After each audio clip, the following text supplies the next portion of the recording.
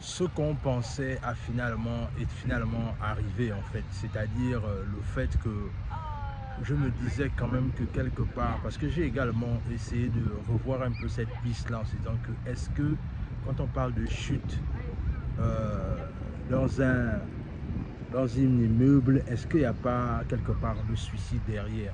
Je n'ai pas voulu utiliser cette piste parce que je me suis dit, bon, quand même le frangin avait quand même un bon moral d'acier, c'était pas forcément une piste à vouloir utiliser. Mais en vérité, les faits sont là en fait. Les faits, c'est que le frangin s'est finalement donné la mort. C'est-à-dire que,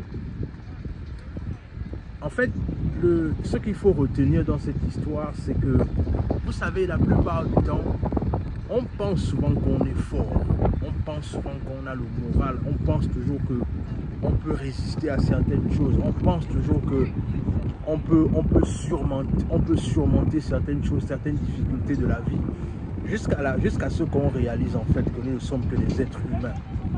Et conscient du fait que nous ne sommes que des êtres humains, nous sommes vulnérables, nous sommes faibles, nous sommes parfois sensibles et nous sommes parfois fragiles.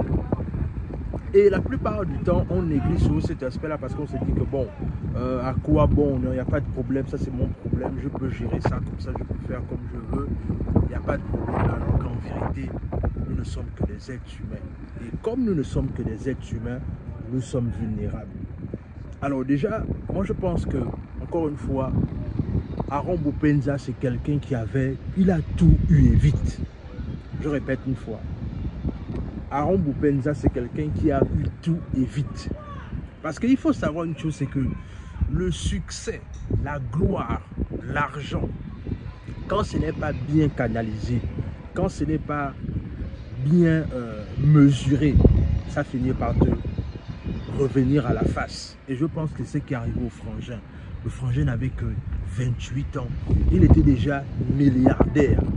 Le succès, il avait. La gloire, il avait. Mais je pense que dans ça également, il n'y a pas eu un travail de fond en ce qui concerne son mindset. En ce qui concerne le fait qu'il était bien épaulé. Oui, parce qu'en vérité, la plupart du temps, les sportifs de haut niveau subissent des pressions qui ne disent pas leur nom. Les sportifs de haut niveau dealent avec des pressions énormes, mais qu'on ne réalise pas. C'est-à-dire, on voit seulement le fait que le gars il fait ses performances, on voit seulement le fait qu'il marque des buts, mais quel est son état mental, quelle est sa santé mentale? On ne parle pas assez de ça. Et je pense clairement que c'est ce qui est arrivé au frangin. Le frangin, déjà, il avait beaucoup de polémiques dans les réseaux sociaux, comme je vous disais, c'est qu'il avait la mauvaise réputation d'être un bagarreur, de quelqu'un qui ne se laisse pas faire, de quelqu'un qui lorsqu'on lui dit quelque chose, lui retorque toujours avec la négation. Et du coup, vous savez, à un moment donné, c'est là où souvent, si tu n'as pas quelqu'un qui va t'encadrer, qui va te remettre à ta place, toi tu vas penser en fait que l'argent c'est tout en fait. Tu vas penser que bon, comme j'ai l'argent, je peux tout faire, je peux tout me permettre. Et je pense clairement que c'est ce qui est certainement arrivé au frangin, c'est que le succès l'a dépassé, la gloire l'a dépassé, et les différents problèmes également qu'il avait. Et la plupart du temps, et encore une fois, ça rejoint ce qu'on dit toujours la plupart du temps, c'est que nous en Afrique, on ne prend pas conscience de l'importance des psychologues, on ne prend pas l'importance de la santé mentale. On se dit simplement que voilà, ça va tout. À partir du moment là où on voit quelqu'un n'est pas allongé, on pense que tout va bien. Alors que les gens dealent avec des problèmes mentaux de tout genre. C'est-à-dire tout le monde est susceptible d'avoir un problème mental. Quand par exemple une situation que tu vis ne te plaît pas, c'est déjà un potentiel problème mental. Mais nous, on ne voit pas ça comme ça.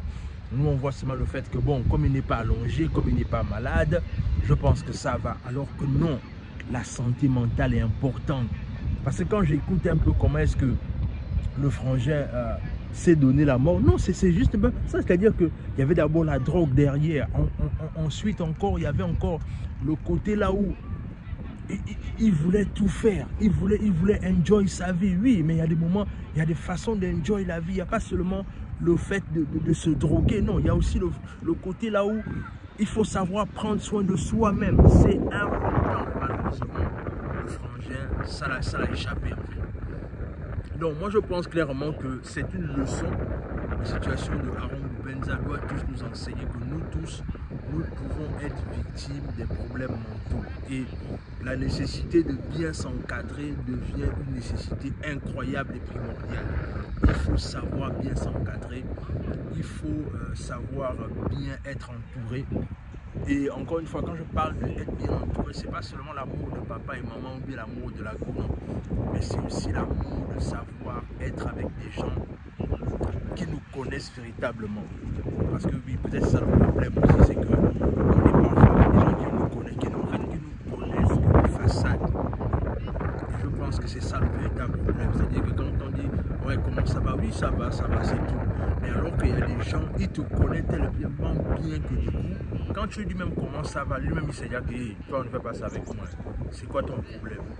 Donc je pense certainement que le frangin aurait dû s'entourer des personnes qui le contredisent aussi, oui, parce que le fait aussi de contredire quelqu'un, c'est aussi un moyen de prendre soin de la personne. Mais quand j'entends un peu les audios, et là je vais les laisser en barre de description, là vous allez écouter comment est-ce que on est en train de lui parler et la conversation que son ami a eue avec lui et pendant comment tout ça s'est passé, c'est juste ça te glace juste le sang, quoi. C'est-à-dire que vraiment je pense que le frangin était dans des problèmes pas possibles. Parce qu'aujourd'hui là, je me souviens de ça, de son dernier clash qu'il a eu dans les réseaux sociaux, je crois que c'était avec le rappeur Dieu là. Et je pense que on le voyait là, il avait l'air fort, il avait l'air, on va dire quelque part, invincible, mais alors que il se trouvait à l'intérieur, mais personne ne savait qu'il avait.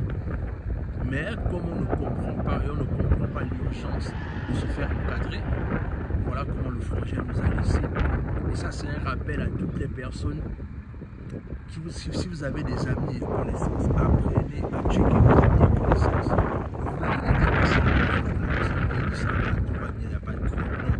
Parfois, il y a ce qu'on appelle des blessures qui ne sont pas toujours avouées. Il y a des difficultés qui ne sont pas toujours avouées en fait.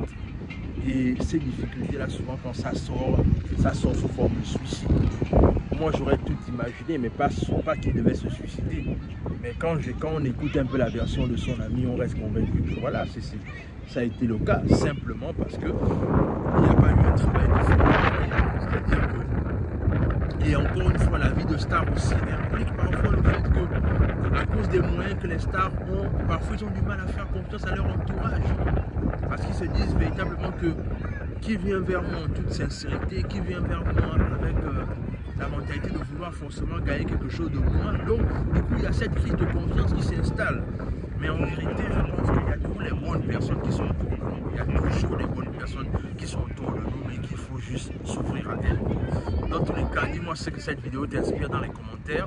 C'est vraiment une grande tristesse. C'est-à-dire que le frangin avait tout, mais il ne pourrait pas finir comme ça. C'est vraiment, vraiment dommage. Vraiment, vraiment dommage qu'il parte à 28 ans, la fleur de l'âge. Je ne suis même pas sûr qu'il a laissé d'enfants ou de femmes. Je ne sais pas. Mais dans tous les cas, cette histoire doit simplement nous enseigner que l'argent, le succès, la popularité ne résout pas les problèmes en fait. Au contraire, parfois ça peut être les mots de certains problèmes qu'on ne connaît pas. A plus.